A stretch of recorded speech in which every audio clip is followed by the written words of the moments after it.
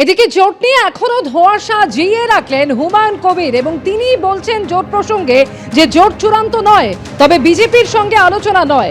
CPM রাজ্য সম্পাদক মোহাম্মদ সেলিমের সঙ্গে কথা হয়েছে, ক্ষয়িষ্ণু কংগ্রেস চাইলে জোটে আসতে পারে। তৃণমূলকে ক্ষমতাচ্যুত করা, বিজেপিকে ক্ষমতার কাছে আসতে না দেওয়াই হচ্ছে লক্ষ্য। বার্তা তৃণমূল থেকে সাসপেন্ডেড ভরতপুরের বিধায়ক হুমায়ুন কবিরের।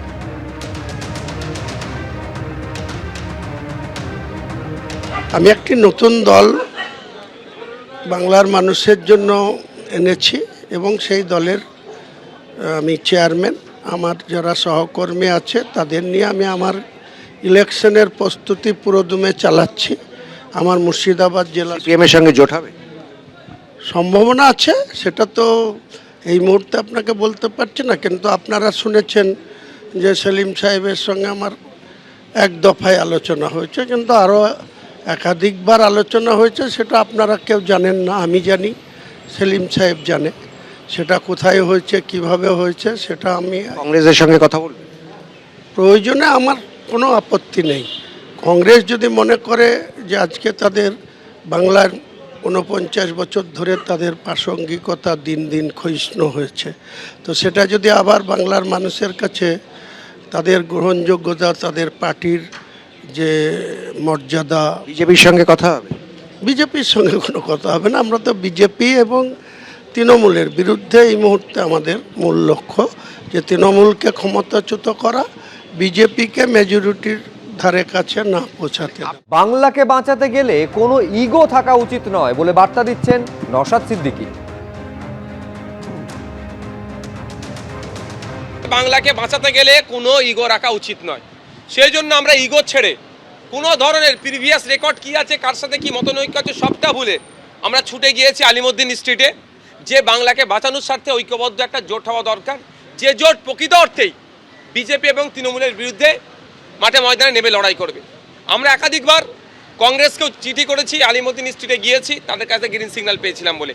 কংগ্রেসের পক্ষ থেকে এখনও কোনো গ্রিন সিগন্যাল পাচ্ছি না, পেলে নিশ্চিতভাবে আমরা হাজির হব। এখানে আমাদের কাছে কোনো ইগো নাই, তবে কে কার সাথে যাবে কি যাবে না সেটা তো আমরা নির্ধারণ করতে পারবো না, আমরা রিকোয়েস্ট করতে পারি। আমি আবারও রিকোয়েস্ট করব, বাংলার স্বার্থে, বাংলার মানুষের স্বার্থে, বাংলার সম্প্রীতি ঐক্যকে বাঁচানোর স্বার্থে আগামী নির্বাচনে আমাদের ঐক্যবদ্ধ হতে হবে, বিজেপি এবং তৃণমূলকে হারাতে হবে। সুতরাং যে ধরনের ইগো আছে সব বিসর্জন দিয়ে আসুন এগিয়ে, যারা সেকুলার ফোর্স আছে, প্রকৃত অর্থে বিজেপি এবং তৃণমূলের বিরুদ্ধে আমরা লড়াই করতে চাইছি, একসাথে আমরা লড়াই করি। বাংলায় জোট নিয়ে যখন নানান সম্ভাবনা, নানান সমীকরণ তৈরি হচ্ছে, তখন বাংলায় ভোটে একাই লড়বে তৃণমূল কংগ্রেস বলে বার্তা দিলেন মমতা বন্দ্যোপাধ্যায়। बिहार में हमने देखा राहुल गांधी ने इसी एसआईआर को वोट चोरी का नाम दिया और यात्रा की। आप भी ये लड़ाई बंगाल में लड़ रही हैं, बहुत क्रूशल चुनाव है ये आपके लिए। आप कह रही हैं बड़ी संख्या में वोट काटे जा रहे हैं।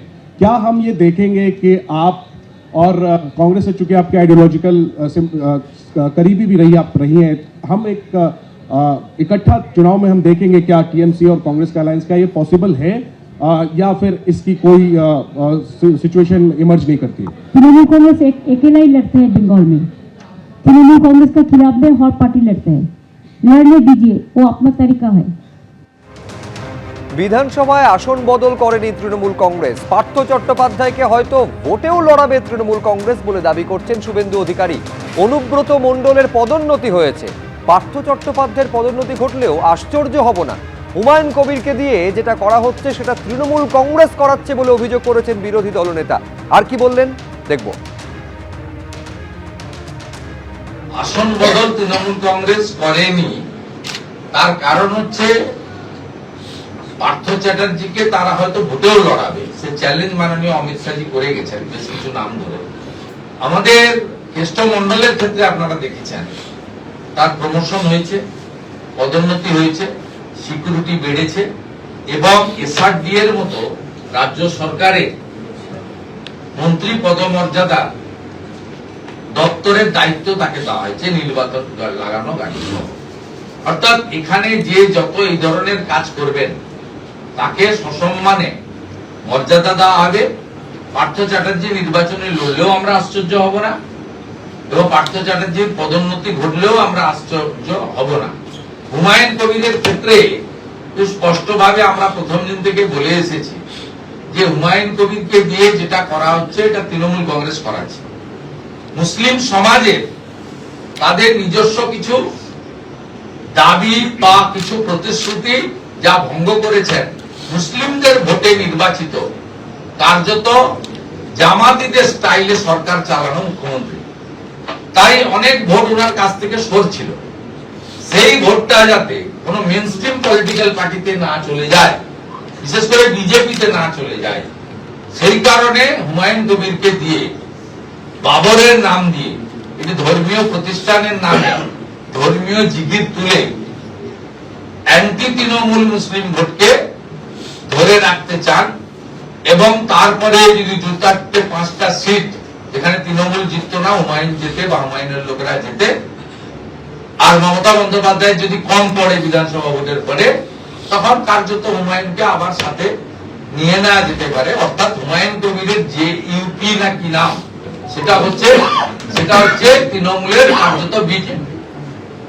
তাই হুমায়ুন কবিরের আসন ওদের মধ্যেই রাখাটা অত্যন্ত স্বাভাবিক, এর মধ্যে কোনো অস্বাভাবিকতা। এবিপি আনন্দ, এগিয়ে থাকে, এগিয়ে রাখে।